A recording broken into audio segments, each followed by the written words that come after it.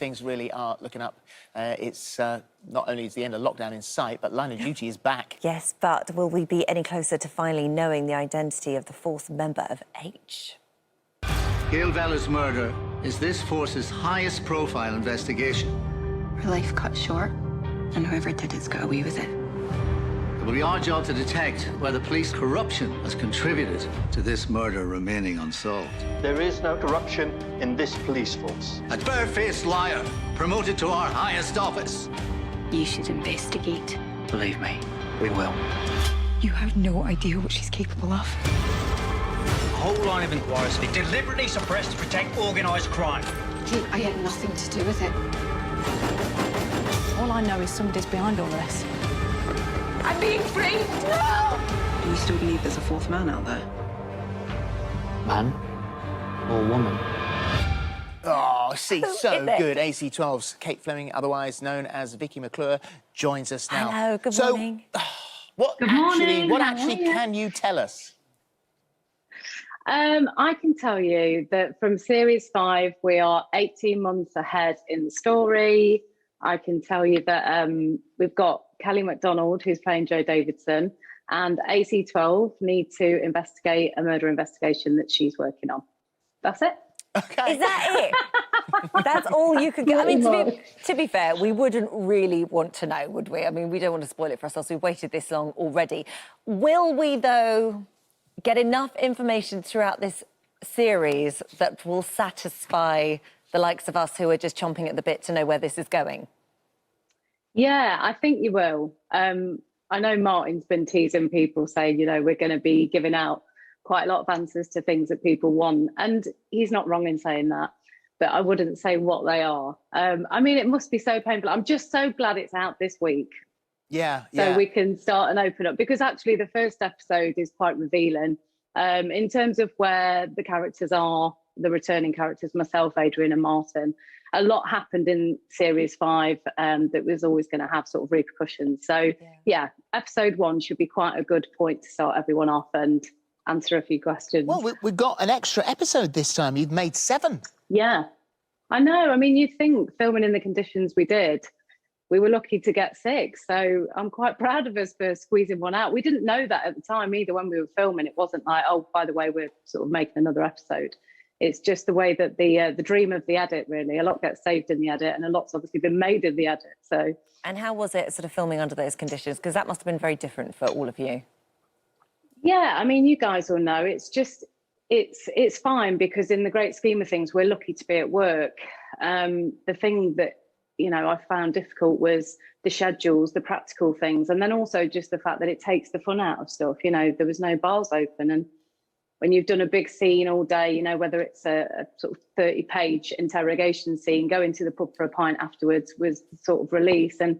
But in the same breath, you know, we were just very aware of getting the job done, and we looked after each other. And of all the jobs to be on, this is the one that, you know, I would have been sort of favoured because they're my best mates and I was away from home and it was nice to be with friends. Yeah. So, yeah, we got through it. I'm really proud of everyone, actually, for doing it. Yeah, absolutely. I kind of know how you feel.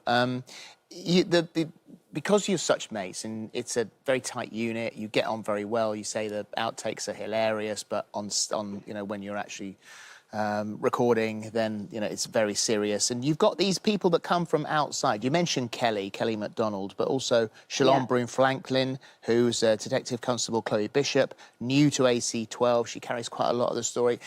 It's big for them, not only to come on board and be part of your team, but also to come on board in a pandemic. And I'm assuming suddenly be very close to everybody.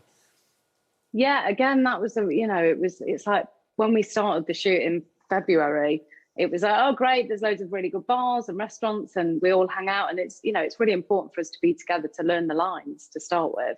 And we just got into our stride and then we got shut down. And so it was a shame.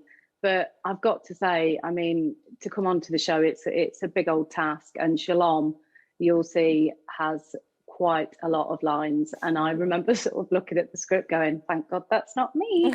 But she did amazing. She really knuckled down, and she's a great addition to AC12.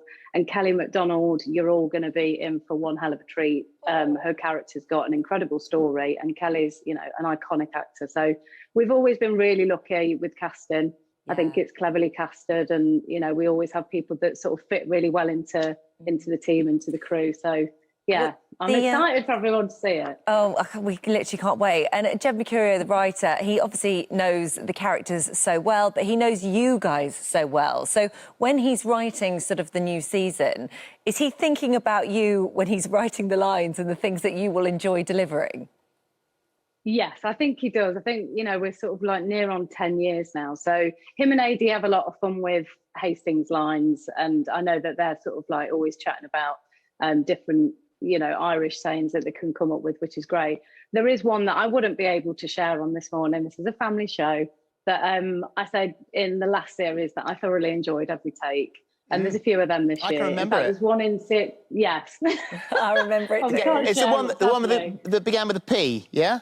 Yeah, that's the one. There's one in episode 1 that I did enjoy, which I think you'll be able to point out. You just enjoy swearing on the telly. I do. I won't do it today, though. No, don't do it. Yeah, I think I do. I think there's like a bit of a swear count on TV, and I think I take up most of it. I'm happy to take it. I wonder whether it's because of the serious nature of the filming that, A, you bond so much with your fellow cast members, but also you have such a laugh on set. And we were delighted when we saw you all dancing in your TikTok video. How did you convince them to take part in that? Do you know what? It was very, I was probably just a bit bored hanging around, and I'd seen a TikTok and there was 3 dustbin men doing this dance, and they weren't doing like a routine.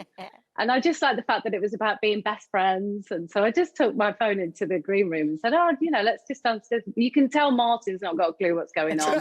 Adi very quickly got involved and was like, all of a sudden he's being called snake hips and all sorts. So we didn't expect it to do what it did. It's just, there's lots of behind the scenes. I've always got my phone on me, and I've passed a few things on to the BBC. Brilliant. I would imagine that because we've all been binging so much, what can we watch now? Let's watch them all.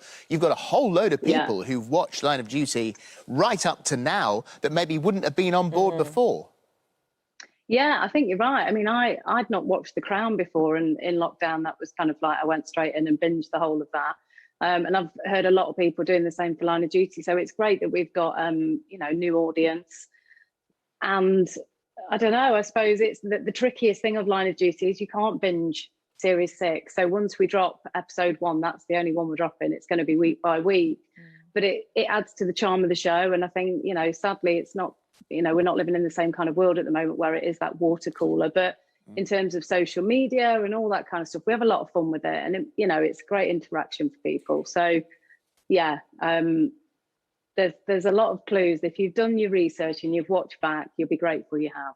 Okay. Love it. So lovely to talk to you. Can't wait. Line of Duty, Sunday, 21st of March at 9 on BBC One. Thank you. Thank you. Bye-bye. Thank you so much. Bye Cheers, now. guys. See ya.